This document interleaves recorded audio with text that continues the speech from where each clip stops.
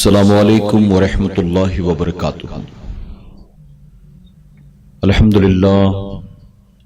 الحمدللہ رب العالمین والعاقبۃ للمتقین والصلاة والسلام علی سید الانبیاء والمرسلین اما بعد فاعوذ باللہ من الشیطان الرجیم بسم اللہ الرحمن الرحیم محمد الرسول اللہ صلی اللہ تعالی علیہ وسلم صدق اللہ مولانا العلی العظیم۔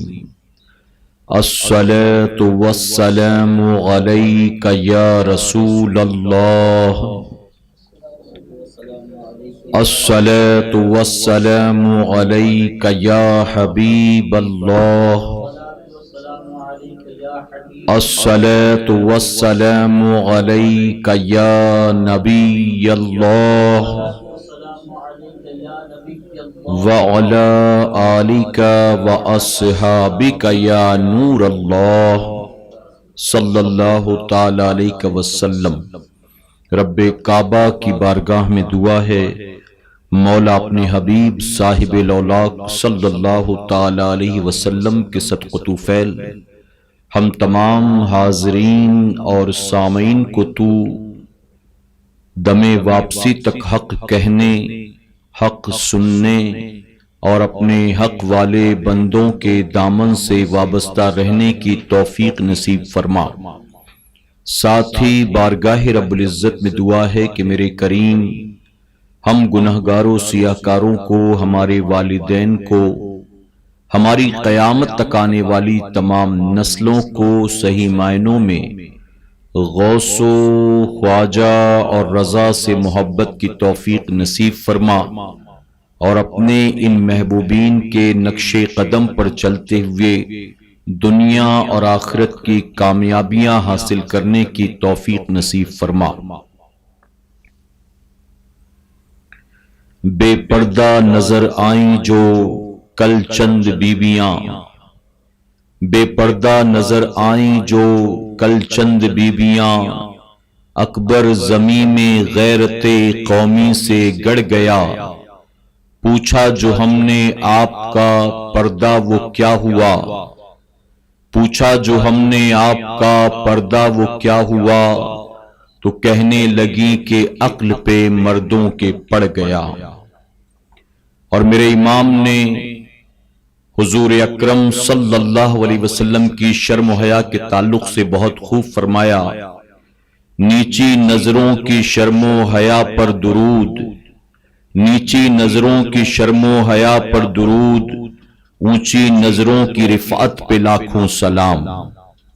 میرے پیارے آقا علیہ الصلوۃ والتسلیم کے پیارے دیوانوں، خاتون جنت حضرت فاطمۃ الزہرا رضی اللہ تعالیٰ عنہا کی کنیزوں، جیسا کہ آپ جانتے ہیں آج انشاءاللہ میں آپ کے سامنے سنی دعوت اسلامی شاخ کرلا کے اس ہفتہ واری اجتماع میں حیا اور ایمان کے تعلق سے اپنے شعور کے مطابق کچھ باتیں گوش گزار کروں گا، اس نیت کے ساتھ کہ میں جو کچھ کہوں میرا کریم سب سے پہلے اس پر مجھے، اس کے بعد آپ تمام کو عمل کی توفیق عطا فرمائے۔ میرے پیارے آقا علیہ الصلوۃ والتسلیم کے پیارے دیوانوں، خاتون جنت حضرت فاطمۃ الزہرا رضی اللہ تعالیٰ عنہا کی کنیزوں، جب بات حیا کی ہو تو لوگ یہ سمجھتے ہیں کہ ہم عورتوں کے تعلق سے گفتگو کریں گے، ہم پردے کی بات کریں گے، ہم حجاب و نقاب کا عنوان چھیڑیں گے، جبکہ ایسا نہیں ہے۔ حیا کا تعلق صرف لباس سے، صرف نقاب حجاب یا عورتوں سے نہیں ہے، بلکہ حیا کا تعلق جو ہے وہ اسلام سے ہے، ہمارے اور آپ کے ایمان سے ہے۔ آپ جانتے ہیں کہ اسلام میں جو بنیادی چیزیں ہیں اس میں سب سے پہلی چیز ہمارا اور آپ کا ایمان ہے۔ ایمان کا مطلب ہمارا اور آپ کا وہ عقیدہ جو اللہ کے بارے میں ہونا چاہیے، جو اللہ کے تمام رسولوں کے بارے میں، نبیوں کے بارے میں ہونا چاہیے، جو فرشتوں کے بارے میں ہونا چاہیے، آسمانی کتابوں کے بارے میں، قیامت کے بارے میں، تقدیر کے بھلے برے ہونے کے بارے میں، یعنی جسے عقائد اہل سنت کہتے ہیں، اس کا تعلق ایمانیات سے ہے۔ یہ سب سے پہلی بیسک اور بنیادی چیز ہے۔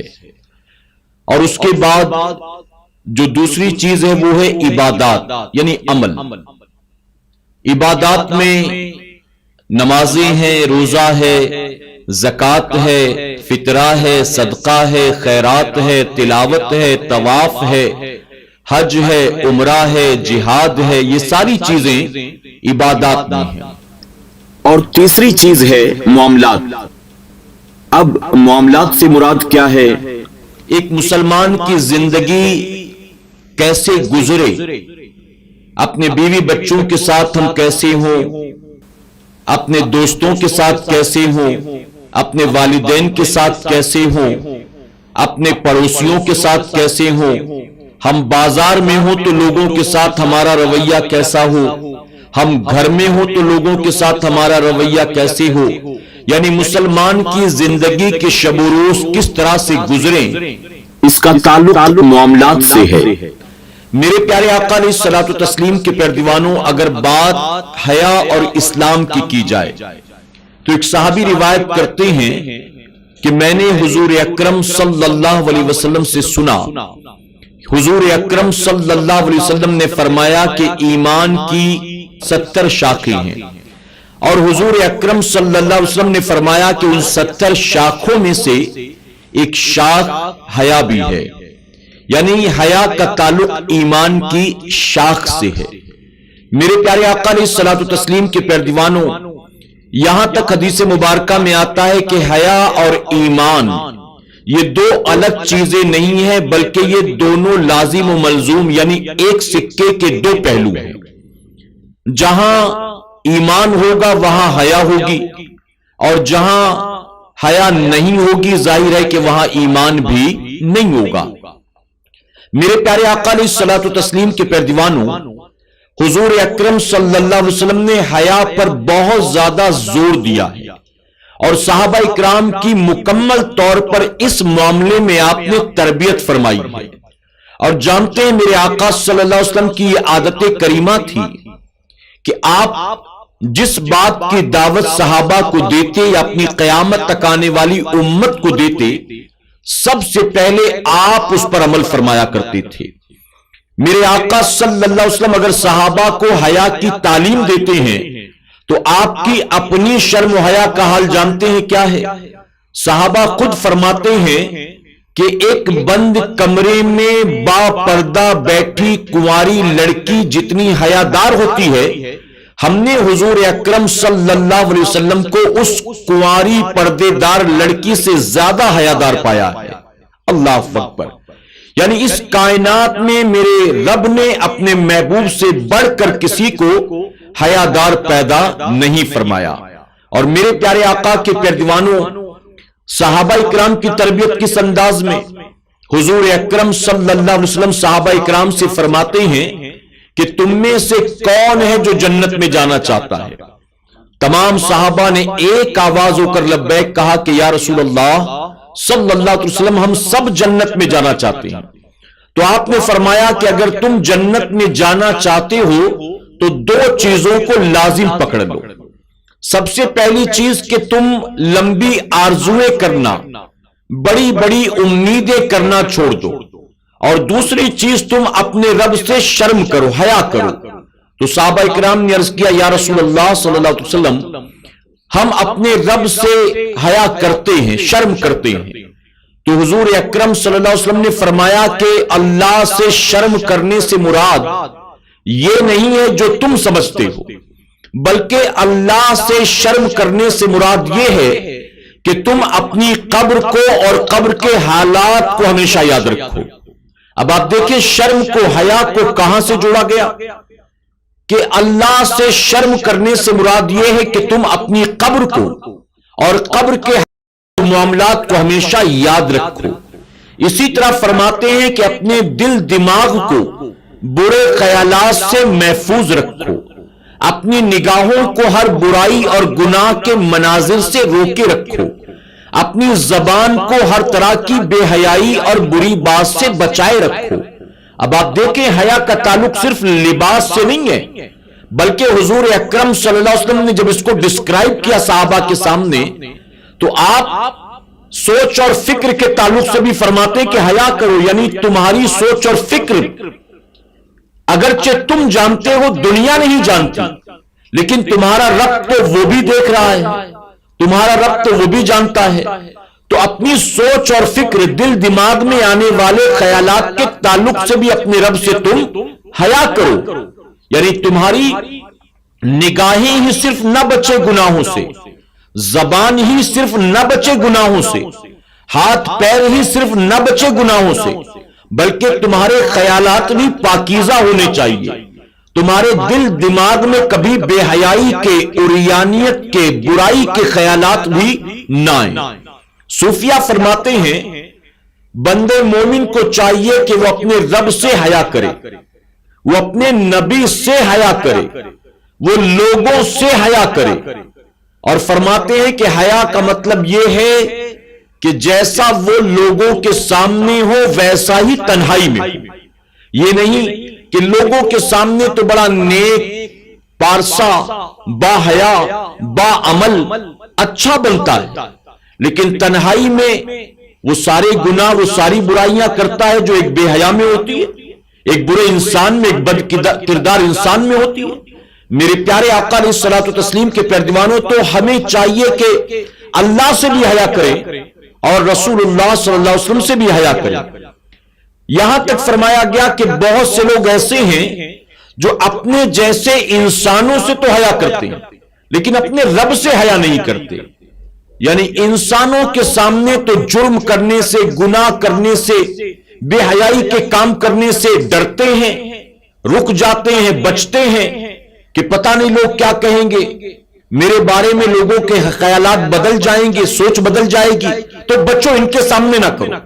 لیکن جب اکیلے میں ہوتے ہیں تو اللہ سے حیا نہیں کرتے، بلکہ وہ سارے گناہ کرتے، ساری برائیاں۔ میرے پیارے آقا علیہ الصلوۃ والتسلیم کے پیروانوں، جیسے کوئی شخص ہمارے ہفتہ واری اجتماع میں آئے، درس میں بھی شامل ہو، قافلے میں بھی جائے، ذکر کی محفل میں بیٹھے، اجتماعی توبہ اور استغفار دعا بھی کرے، لیکن جب ایسی پاکیزہ محفلوں سے اٹھنے کے بعد اکیلا ہو گھر میں تو وہاں بیٹھ کر ٹیلی ویژن اور کر کے پتہ نہیں کیا کچھ دیکھتا ہو، اپنے موبائل میں رات کو چھپ چھپا کر پتہ نہیں کیا کچھ دیکھتا ہو، تو اب گویا ایسا ہوا کہ لوگوں سے تو حیا کرتا ہے لیکن اپنے رب سے حیا نہیں کرتا۔ تو ایسی صورت میں لوگوں سے حیا کرنا کیا بتائیے فائدہ مند ثابت ہوگا؟ ہرگز فائدہ مند ثابت ہونے والا نہیں۔ اس لیے سب سے پہلے انسانوں سے حیا کرو، لیکن بعد میں سب سے پہلے اپنے رب سے حیا کرو، اپنے رب سے۔ عبداللہ ابن مسعود رضی اللہ عنہ فرماتے ہیں کہ ایمان یہ برہنہ ہے اور حیا یہ ایمان کا لباس ہے۔ سبحان اللہ، حیا یہ ایمان کا لباس ہے۔ اور ایک صحابی فرماتے ہیں ایمان بن لباس کے ہے، تقوی اس کا لباس ہے اور حیا اس کی زینت ہے۔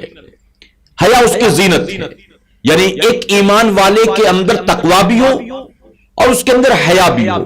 اور میرے پیارے آقا کے پیروانوں، یقین جانے جس کے اندر حیا ہوتی ہے، وہ حیادار مرد ہو یا حیادار عورت ہو، وہ تمام طرح کے گناہوں سے خود بخود حیا کی بنیاد بچ جایا کرتے ہیں۔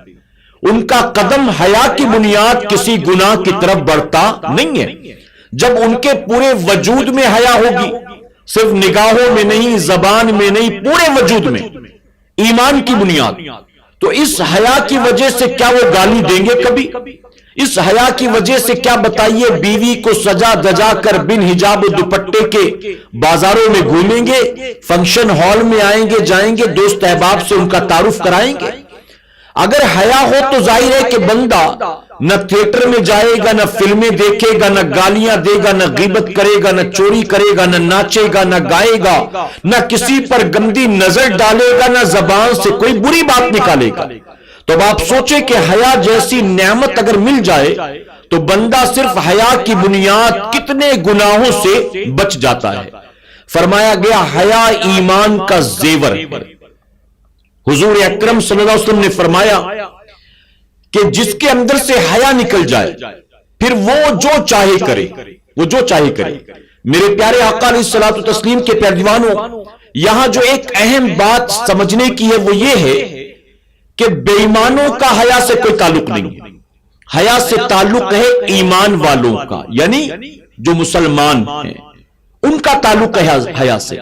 تو اب جب ایمان والوں کا تعلق حیا سے، تو پھر ایمان والا ہو کر وہ بے حیائی کے کام کیسے کرتا ہے؟ آپ کو پتا ہے، یہ تاریخ ہے ہماری، جب حضرت آدم علیہ السلام نے جنت میں شجر ممنوعہ سے وہ دانہ کھایا تھا جس کو کھانے سے منع کیا گیا تھا، آپ نے کھایا، تو اس دانے کے کھانے کی بنیاد آپ کے اور ماں حوا کے جسم کے اوپر جو لباس تھا وہ دھیرے دھیرے سکڑنے لگا، چھوٹا ہونے لگا۔ گویا اس منع کیے ہوئے درخت کے دانے کو کھانے کی وجہ سے آپ کا لباس تنگ ہو گیا، چھوٹا ہو گیا۔ اب شرم پیدا ہوئی، حیا پیدا ہوئی، کیوں؟ کیونکہ اللہ کے نبی تھے، قیامت تک آنے والے انسانوں کے باپ ایمان والے، تو حیا پیدا ہوئی۔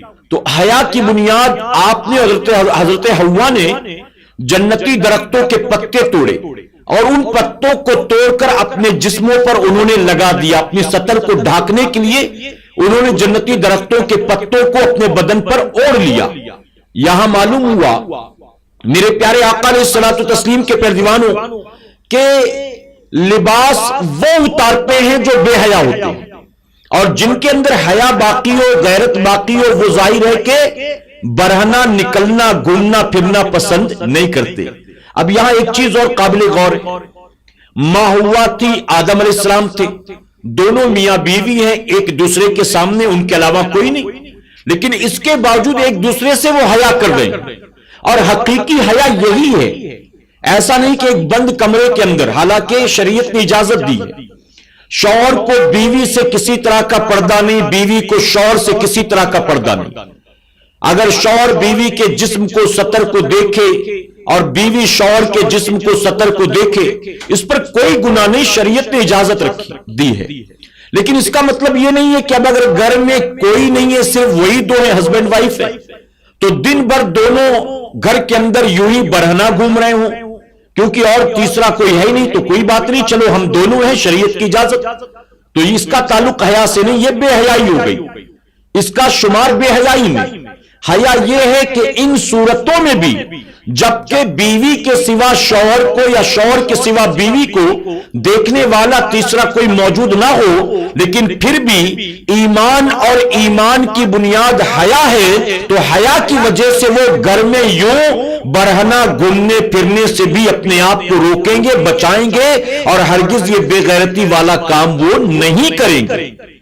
میرے پیارے آقا علیہ الصلوۃ والتسلیم کے پیارے دیوانوں، آپ جانتے ہیں بڑے بڑے اسکالرز نے، ریسرچ دان نے ریسرچ کر کے یہ کہا کہ یہودیوں کی سازش تھی، اور یہودیوں نے چونکہ عیسائیوں سے بدلہ لینا تھا، تو یہودیوں نے اپنے طور پر سازشیں رچ کر دھیرے دھیرے دھیرے دھیرے عیسائیوں کو بے حیا بنایا، بے غیرت بنایا، ان کے لباس اتارے، ان کے لباس کو کم کیا، چھوٹا کیا، اتار دیا۔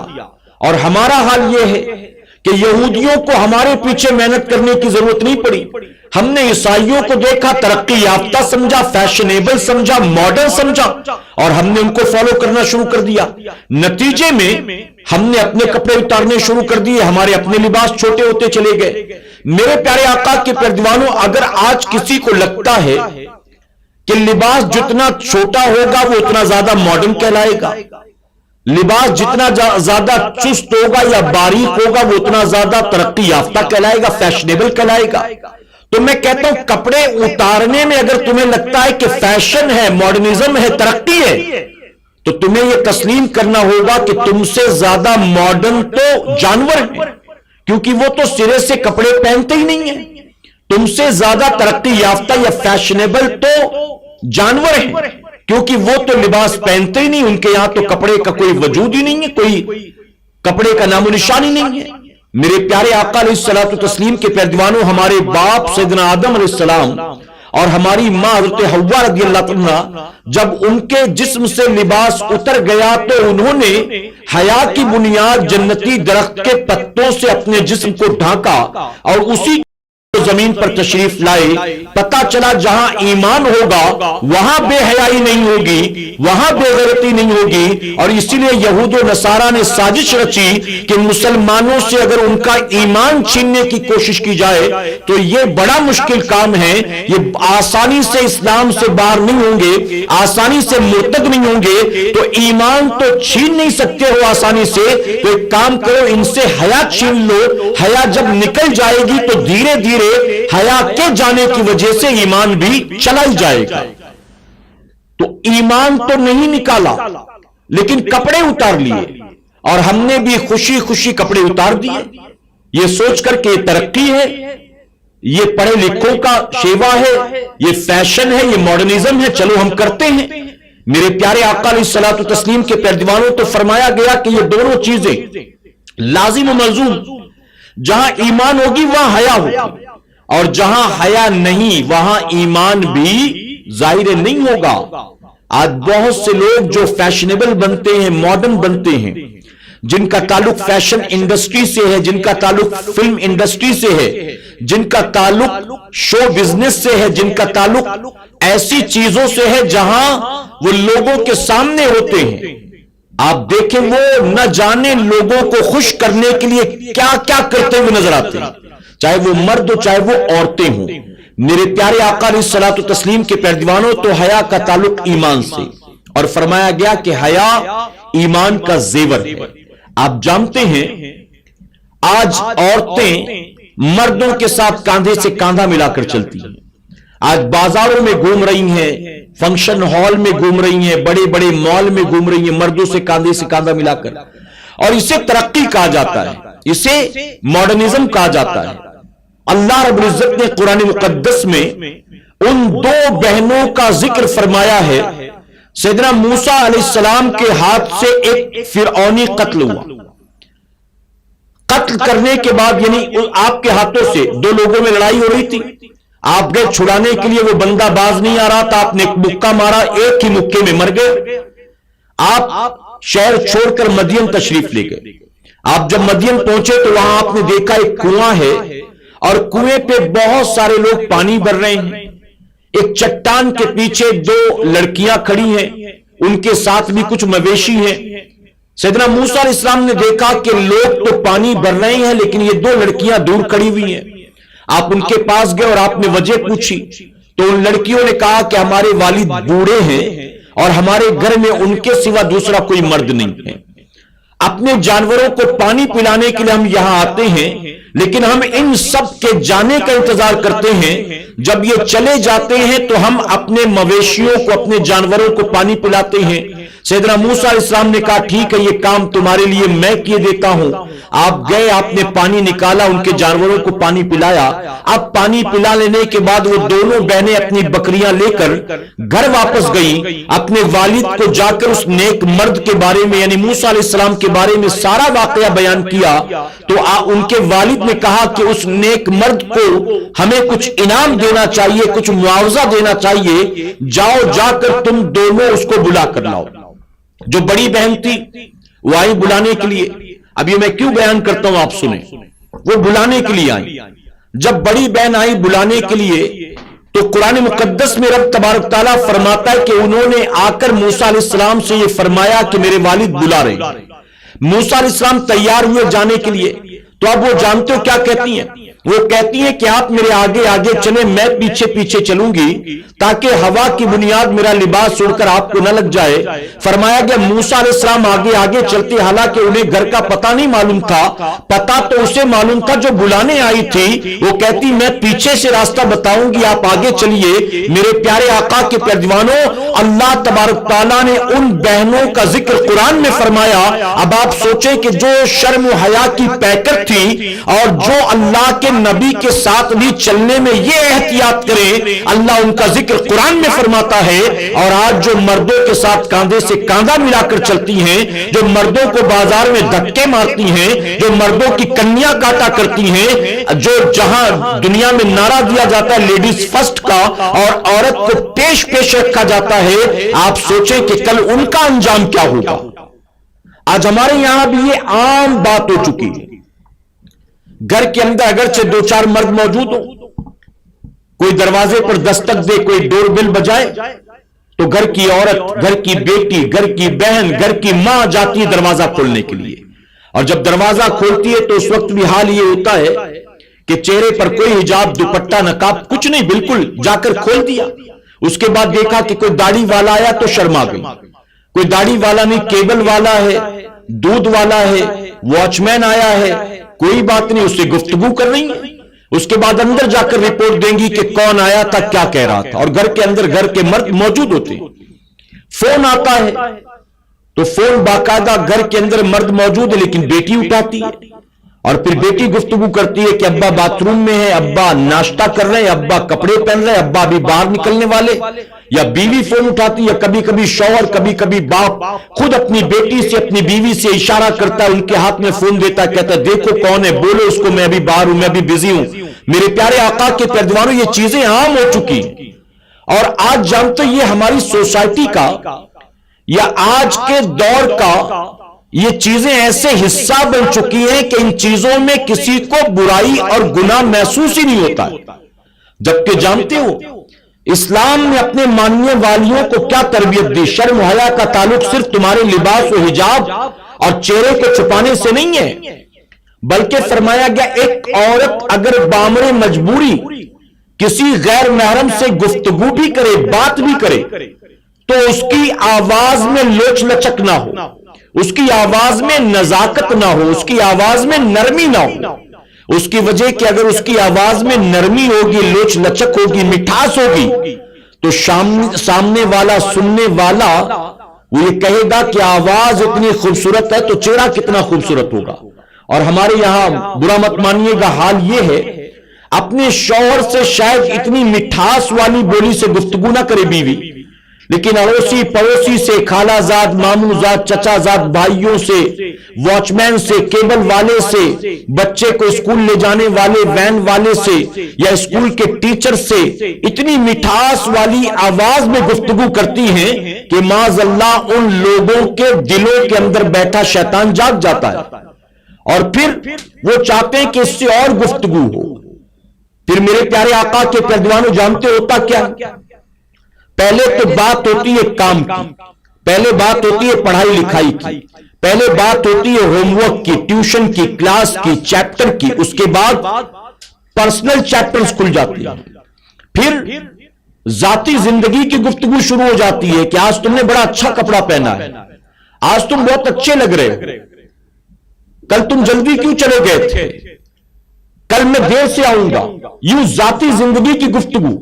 اور پھر تھوڑے دنوں کے بعد حال یہ ہوتا ہے کہ ایک دوسرے سے اتنا فری ہو جاتے ہیں کہ جوکس فارورڈ کر رہے ہیں، مذاق کر رہے ہیں، چٹکلے سنا رہے ہیں، اور پھر کچھ دنوں کے بعد کل تک جو ایک دوسرے سے بات کرنے سے جھجکتے تھے، شرماتے تھے، آج اتنے فری ہو گئے ہیں کہ چٹکلے سناتے ہیں اور پھر ہاتھ بڑھا کر تالی بھی وصول کرتے ہیں، کبھی کونی بھی مارتے ہیں، کبھی ہاتھ بھی پکڑ لیتے ہیں۔ میرے پیارے آقا کے پیروانوں، یہ ساری چیزیں آج ہماری سوسائٹی کا حصہ بن چکی ہیں، اور اس کا تعلق بے حیائی سے، اور ہم ایمان والے ہیں، ہمیں بے حیائی اور بے غیرتی سے کیا تعلق، ہمیں کیا لینا دینا ہے؟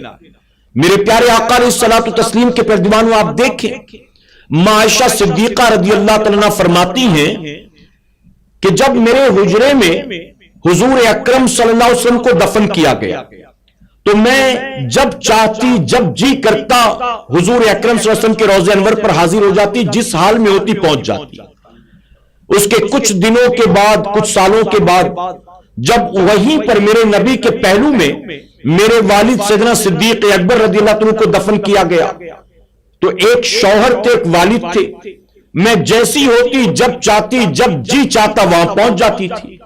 لیکن جب چند سالوں کے بعد وہیں پر سیدنا عمر فاروق اعظم کو لا کر دفن کیا گیا تو سیدنا عمر فاروق اعظم کی تدفین کے بعد میں نے اپنے ہی حجرے میں آنا جانا چھوڑ دیا تھا. فرماتی میں نے بند کر دیا، اب نہیں آتی جاتی. ہاں لیکن کبھی بہت جی چاہتا اگر جانے کا تو میں مکمل طور پر اپنے آپ کو چادر میں لپیٹ کر وہاں جایا کرتی تھی. آپ سوچیں کس سے شرم کس سے حیا؟ سیدنا عمر فاروق اعظم سے.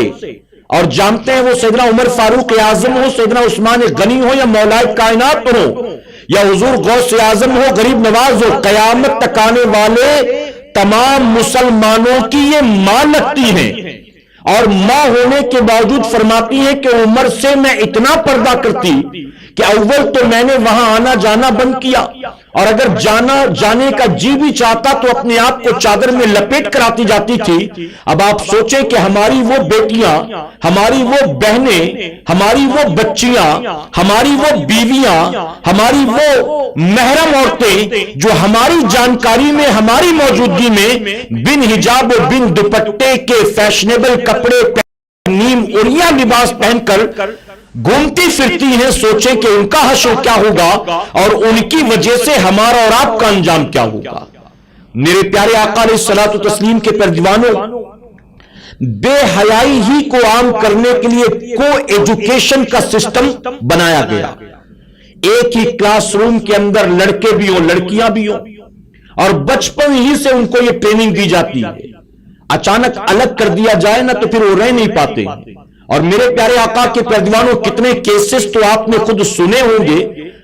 اکثر ایسے کیسز آتے رہتے ہیں کہ وہ جو گرلز ہاسٹل تھا، اس گرلز ہاسٹل کے اندر بھی چوری چھپے کسی لڑکی نے اپنے بوائے فرینڈ کو بلا لیا تھا. آخر کیوں؟ وجہ کیا ہے؟ وجہ کیا؟ یہ بے حیائی، یہ بے غیرتی ہے. اور میں ہمیشہ جو کہتا ہوں آج پھر دوہرا دوں، آپ کو اگر مسلمانوں کی آج کے دور میں بے حیائی دیکھنی ہے تو آپ کو کہیں اور نہیں جانا. اپنے گھر سے نکلے، ہر گلی میں، ہر بازار میں، ہر مال میں، ہر شاپنگ سینٹر میں آپ کو عورتیں نظر آ جائیں گی، مسلمان عورتیں. نقاب پہنا بھی ہے تو چہرہ کھلا ہوا ہے، چہرہ ڈھکا بھی ہوا ہے تو زور زور سے موبائل پر گفتگو کر رہی ہے. اگر چہرہ ڈھکا ہوا بھی ہے، موبائل بھی نہیں ہے تو ساتھ میں بوائے فرینڈ ہوگا. آپ دیکھیں یہ ساری چیزیں عام ہیں. تھوڑا اور نظر اٹھائیں، فیس بک پر دیکھ لیں، ٹک ٹاک پر دیکھ لیں، یوٹیوب پر دیکھ لیں. نقاب پہن کر باقاعدہ مسلمان بچیاں اپنے ویڈیوز بناتی ہیں، اپنا چینل، اپنا پیج، اپنا گروپ، اور اس کے بعد لوگوں کو جوڑتی ہیں، ریکویسٹ کرتی ہیں فالو کرو، لائک کرو، کمنٹ کرو، اس کو شیئر کرو. آخر بتائیے ان ساری چیزوں میں اپنی بے حیائی کو عام کروانے میں نفع کیا ہے تیرا؟ اپنے ناچ گانے کے ویڈیو کو لوگوں میں وائرل کرانے میں فائدہ کیا تیرا؟ میرے پیارے آقا علیہ الصلوۃ والتسلیم کے پردیوانوں، ان ساری چیزوں کو ترقی کا لبادہ اڑا دیا گیا، اور کرنے والوں کو بالکل یہ نہیں لگتا کہ میں کوئی گناہ کر رہا ہوں، میں کوئی برائی کا کام کر رہا ہوں. یاد رکھیں، اگر میں ٹک ٹاک کے بارے میں یا ایسی لڑکیوں کے بارے میں یا ایسے مسلمان لڑکوں کے بارے میں کچھ کہتا ہوں تو کبھی کبھی وایا مجھ تک یہ بات پہنچتی ہے کہ حضرت تو لگتا ہے ہمارے پیچھے پڑ چکے ہیں. بالکل ہمارے پیچھے. آخر پیچھے کیوں نہ پڑیں؟ ذاتی تم سے میری کوئی دشمنی نہیں ہے، مجھے تکلیف ہے تو اس بات کی ہے اللہ نے تمہیں ایمان والا بنا کر پیدا کیا، مسلمان ماں باپ کے گھر پیدا کیا. آخر تم مومن ہو، اللہ کا شکر ادا کیوں نہیں کرتے؟ کیوں اللہ رسول کی بغاوت و نافرمانی کر کے دن رات اپنے آپ کو جہنم میں جھونکنے پر لگے ہوئے ہو؟ میرے آقا صلی اللہ علیہ وسلم کا حال تو یہ تھا کہ کسی یہودی کا جنازہ نکلتا تو اسے دیکھ کر میرے نبی غمگین ہو جاتے. ایک مرتبہ صحابہ اکرام نے عرض کیا، یا رسول اللہ صلی اللہ علیہ وسلم، یہ جنازہ کسی مسلمان کا نہیں یہودی کا تھا، پھر آپ کی آنکھیں نم کیوں ہو گئی، وجہ کیا ہے؟ تو میرے آقا فرماتے ہیں کہ کاش میری دعوت اس تک پہنچ گئی ہوتی تو یہ کفر کی حالت میں نہ بڑھتا بلکہ ایمان کی حالت میں جاتا اور اللہ اس کو جنت عطا فرماتا. آپ سوچیں یہودی حالت کفر میں مرے تو میرے نبی کو اس بات کا غم کہ کاش مومن ہو کر دنیا سے جاتا، اور آج مومن ہو کر کوئی بے حیائی کرے، مومن ہو کر کوئی بدتمیزی کرے، مومن ہو کر کوئی اللہ رسول کی نافرمانی کرے، دن رات گناہ کرے، جہنم کا ایندھن تیار کرے، ایک دن میں 5 10 20 ویڈیو بنائے، ناچے گائے، اکڑ کے چلے، پیر پٹک کر چلے، اور پھر اس کو وائرل کرے، عام کرے، تجھے خوشی ملتی ہے لیکن تجھے احساس نہیں ہے نبی کو کتنی تکلیف ہوتی ہے۔ ایک مسلمان اگر مسجد سے کوئی تنکا نکال کر مسجد سے باہر رکھ دے نا، تو میرے آقا فرماتے ہیں فرشتے اس کے عمل کی مجھے خبر دیتے ہیں۔ تنکا نکال کر باہر رکھ دو تو نبی کو خبر ہو جائے، رحمت للعالمین آقا کو خبر ہو جائے۔ تم تھرکتے ہو تو کیا خبر نہیں ہوتی ہے؟ تم زنا کے اڈوں پر جاتے ہو تو کیا خبر نہیں ہوتی ہے؟ جب تم لاٹری کا ٹکٹ نکالتے ہو تو کیا خبر نہیں ہوتی ہے؟ جب تم آئی پی ایل کے میچ میں پیسے لگاتے ہو تو کیا خبر نہیں ہوتی ہے؟ جب تم چھپ چھپا کر چرس چلم گانجوں کے دم لگاتے ہو تو کیا خبر نہیں ہوتی ہے؟ جب تم شادی بارات اور خوشی کے نام پر شراب پیتے ہو تو کیا نبی کو خبر نہیں ہوتی ہے؟ جب تم چھپ چھپا کر گناہوں برائیوں کے اڈوں پر جاتے ہو تو کیا خبر نہیں ہوتی ہے؟ جس نبی کو امتی کا تنکا نکالنے کی خبر ہو جاتی ہے، ظاہر ہے کہ نبی سے اس کا کوئی حال پوشیدہ نہیں ہے۔ اور ایک مقام پر تو میرے آقا نے یہاں تک فرما دیا، میں تمہیں تمہارے چہروں سے بھی پہچانتا ہوں اور میں تمہیں تمہارے ناموں سے بھی جانتا ہوں۔ دیکھ دن رات آپ سوچے، گناہ، نافرمانی، بے حیائی، عریانیت، بدتمیزی، نبی کو کتنی تکلیف ہوتی ہوگی۔ اور یاد رکھیں پوری دنیا میں امت مسلمہ جو آج پریشان حال ہے، مصیبت زدہ ہے، اس کی وجہ یہی ہے کہ ہم نے اللہ اور اس کے رسول صلی اللہ علیہ وسلم کی نافرمانی کی، ہم نے اس بات کی فکر ہی نہیں ہے۔ ایک بزرگ فرماتے ہیں اللہ تبارک تعالیٰ نے الہام فرمایا کہ جاؤ جا کر میرے بندوں سے کہہ دو کہ میرے بندوں جب تم گناہ کرنا چاہتے ہو تو لوگوں کی نظروں سے اپنے آپ کو تو بچا لیتے ہو، گھر کے کھڑکی دروازے بند کر کے بند کمروں میں گناہ کرتے ہو، لیکن گناہ کرتے وقت تم وہ کھڑکیاں بند کیوں نہیں کرتے جہاں سے تمہیں تمہارا رب دیکھ رہا ہوتا ہے؟ کیا بتائیے یہ ہمارے لیے ممکن ہے کہ ہم وہ کھڑکیاں بھی بند کر دیں جہاں سے رب دیکھتا ہے؟ میرے پیارے آقا کے پیارے دیوانوں، وہ کھڑکیاں، وہ دروازے تو سارے کھلے پڑے جہاں سے رب دیکھتا ہے، اور اس کے بعد ہمارا حال کیا ہے؟ یہاں میں آپ کو بتاتا چلوں شرم و حیا کسے کہتے ہیں، اس کا تعلق ایمان سے ہے نا۔ بادشاہ ہارون رشید کی بیوی زبیدہ تاریخ کا بڑا مشہور نام ہے، آپ کو تاریخ کی کتابوں میں زبیدہ کے کئی واقعات مل جائیں گے۔ جانتے ہو یہ زبیدہ ہارون رشید بہت محبت کرتے تھے۔ زبیدہ نے اپنے محل کے اندر 300 لونڈیاں رکھی تھی، اور یہ 300 لونڈیاں انہیں نہلانے، دھلانے، کپڑا پہنانے، کھانا کھلانے، ہاتھ پیر دبانے، ان کا میک اپ کرنے کے لیے نہیں تھی۔ یہ 300 لونڈیاں اسپیشل تھی، یہ 300 لونڈیاں حافظ قرآن تھیں، اور ان لونڈیوں کے ذمے جانتے ہو کام کیا رکھا تھا زبیدہ نے؟ زبیدہ نے ان کو ڈیوٹی دے رکھی تھی، تمہارا کوئی کام نہیں، تمہارا کام صرف ہر وقت قرآن کی تلاوت کرنا ہے۔ جو میں کھاؤں گی وہ کھلاؤں گی، جو میں پہنوں گی وہ پہناؤں گی، جہاں میں رہوں گی ویسے ہی کمرے تمہیں بھی دوں گی، لیکن 24 گھنٹے محل میں قرآن کی تلاوت کی آواز آنی چاہیے، ایک لمحہ بھی قرآن کی تلاوت سے میرا محل خالی نہ ہو۔ یہ زبیدہ ہے، 300 لونڈیاں، حافظ قرآن، قرآن کی تلاوت ڈیوٹی، اور ان کو شاہی تنخواہ، شاہی آرام، ساری چیزیں۔ ایک مرتبہ زبیدہ جب ہارون رشید رات کمرے میں آئے ملاقات کے لیے تو دیکھ کر حیران رہ گئے، زبیدہ کے سر کے سارے بال غائب تھے۔ زبیدہ نے سر کے بالوں کو منڈا دیا تھا، سر میں کوئی بال نہیں۔ ہارون رشید کو بڑا تعجب ہوا، کہا زبیدہ یہ کیا حال ہے؟ زبیدہ تم نے یہ کیا کیا؟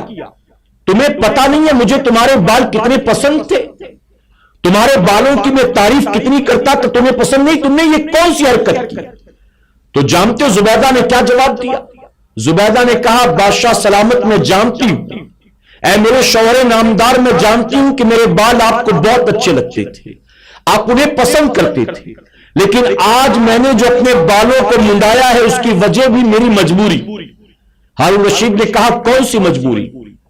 زبیدہ نے کہا غسل کرنے کے بعد بالوں کو سکھانے کی غرض سے میں محل کے چھت پر کھڑی تھی. میں دھوپ میں بالوں کو سکھا رہی تھی. اچانک میری نظر پڑی کہیں دور کسی گھر کی چھت پر ایک شخص کھڑا تھا جو ہمارے محل کی طرف دیکھ رہا تھا. جیسے ہی میں نے دیکھا اس کی نظر میری طرف تھی، فوراً میں وہاں سے بھاگی اور بھاگنے کے بعد کمرے میں آئی، اور کمرے میں آنے کے بعد میں نے یہ طے کر لیا کہ جس بال پر آج سے پہلے کسی غیر محرم کی نظر نہیں پڑی، آج یہ غیر محرم کی نظر پڑ گئی ہے. اگر کل قیامت میں رب نے اس کی بنیاد میری پکڑ کر لی تو اللہ کی پکڑ سے مجھے کون بچا سکے گا؟ اس لیے جن بالوں پر غیر محرم کی نظر پڑ گئی تھی ان بالوں کو ساتھ لے کر میں قبر میں جانا نہیں چاہتی تھی، اس لیے میں نے اپنے سر کے سارے بالوں کو منڈا دیا. اللہ اکبر. آپ سوچیں بالوں پر نظر پڑ جائے تو یہ حال اللہ والیوں کا. یہی وجہ تو ہے کہ ان کے تذکرے کتابوں میں باقی ہیں، موجود ہیں. تمہارے حسن پر کوئی کتاب لکھی جائے گی؟ تمہارے چلنے پھرنے پر، تمہارے گالوں ہونٹوں اور آنکھوں پر کوئی کتاب لکھی جائے گی؟ وقت کا کوئی آوارہ تعریف کے چند کلمات کہہ کر اپنی شہوت کا نشانہ تو تمہیں بنا سکتا ہے. تمہارے زلفوں کی، چہروں کی، رنگ کی، قد کی، جسم کی بناوٹ کی تعریف کر کے وہ تم سے اپنا جسمانی فائدہ تو حاصل کر سکتا ہے، لیکن تمہارے مرنے کے بعد یہ تمہارا سارا حسن و جمال قبر میں کیڑے مکوڑوں کے کام آئے گا. یہ جسم ہڈیوں کا ڈھانچہ بنے گا، سڑ گل جائے گا، تمہارے ساتھ کچھ بھی جانے والا نہیں ہے. پھر تم سمجھتی ہو کہ بہت خوبصورت ہیں، حسن کی پیکر ہیں. اور بعض مینٹلٹی جانتے ہو کیا ہے؟ بعض لڑکیاں تو یہ کہتی ہیں کہ اگر اللہ نے حسن دیا ہے تو کیوں لوگوں سے چھپائیں، دکھائیں گے، ہم دکھائیں گے. اور کچھ لوگوں نے تو یہاں تک کہہ دیا کہ پردہ یہ آنکھوں کا ہونا چاہیے، پردہ یہ دل کا ہونا چاہیے. میں کہتا ہوں ظالموں، تم نے مسلمان عورتوں کو بے حیا بے غیرت بنانے کے لیے جو باتیں کہی، کاش کتنا اچھا ہوتا کہ تمہارے اس جال اور جھانسے میں مسلمان عورتیں نہ آتی، لیکن کم علمی اور دین سے دوری کی بنیاد تمہارے جھانسے میں آ گئی. کیا بتاؤ عائشہ صدیقہ سے زیادہ تمہاری آنکھوں میں شرم ہے؟ کیا بتاؤ حضرت خدیجہ الکبریٰ سے زیادہ تمہارے دل میں شرم ہے؟ کیا بتاؤ غوث اعظم کی والدہ غریب نواز کی ماں سے زیادہ تمہاری نگاہوں اور دلوں میں شرم ہے؟ کیا انہیں پتا نہیں تھا شرم کسے کہتے ہیں، غیرت کسے کہتے ہیں؟ اللہ نے تو عورتوں کو چادر سے جسم ڈھانکنے کا حکم دیا، نبی نے تو زلف کے بالوں کو، زلفوں کو چھپانے کا حکم دیا. آقا نے تو یہاں تک فرما دیا عورت صحن میں نماز پڑھے اس سے بہتر ہے کہ وہ اندر والے کمرے میں نماز پڑھے، اور عورت گھر کے جتنے اندرونی کوٹری میں جا کر نماز پڑھے گی، فرمایا گیا نماز کا ثواب اتنا زیادہ بڑھ جائے گا. اور یہاں عورتوں کو بازار میں لانے کے لیے یہ نعرہ دیا گیا کہ پردہ تو نگاہوں کا ہونا چاہیے، جسم پر نہ ہو تو بھی کوئی فرق نہیں پڑتا ہے. تم پردے کے احکام جانتے ہو؟ قرآن میں کتنی آیات ہے پردے کے بارے میں تم جانتے ہو؟ حدیث مبارکہ میں نبی کے کیا فرمان ہیں تم جانتے ہو؟ صحابیات کے پردے کا حال کیا تھا تم جانتے ہو؟ ان کی شرم و حیا اور غیرت کیا تھی تم جانتے ہو؟ میرے پیارے آقا علیہ الصلوۃ والتسلیم کے پیروانوں، ایک صحابی رسول اپنے شاگرد جو تابعی تھے انہیں بلایا اور بلا کر کہا کسی جنتی عورت کو دیکھنا چاہتے؟ انہوں نے کہا ضرور دکھائیں. بلایا ایک بوڑھی خاتون جو کہ حبشی تھی، چلی آ رہی تھی، کہا انہیں دیکھ لو یہ جنتی ہے. تابعی جو شاگرد تھے صحابی رسول کے، انہوں نے کہا کہ یہ جنتی ہیں، آپ کو کیسے پتا چلا؟ تو صحابی رسول اپنے شاگرد سے کہتے ہیں کہ ایک مرتبہ ہم حضور اکرم صلی اللہ علیہ وسلم کی محفل میں بیٹھے تھے، یہ صحابیہ آئیں، انہیں مرگی کی بیماری تھی، انہیں دورے پڑتے تھے، زمین پر گرتی تڑپنے لگتی تھی، یہ اپنی بیماری سے تنگ آ چکی تھی، ایک عمر گزر گئی اسی بیماری میں. انہوں نے آ کر حضور اکرم صلی اللہ علیہ وسلم کی بارگاہ میں عرض کیا تھا یا رسول اللہ صلی اللہ علیہ وسلم، میں اس بیماری سے پریشان ہو چکی ہوں، تنگ آ چکی ہوں، آقا دعا فرمائیں کہ اللہ مجھے اس مرض سے شفا عطا فرما دے. تو رحمت للعالمین آقا نے مسکرا کر کہا تھا کہ اگر میں دعا کر دوں یقیناً اللہ تمہیں شفا عطا فرما دے گا، لیکن سنو اگر اس مرض پر تم صبر کرو تو اللہ اس صبر پر تمہیں جنت عطا فرمائے گا۔ اب بتاؤ جنت چاہتی ہو کہ شفا چاہتی ہو؟ کیا چاہتی ہو؟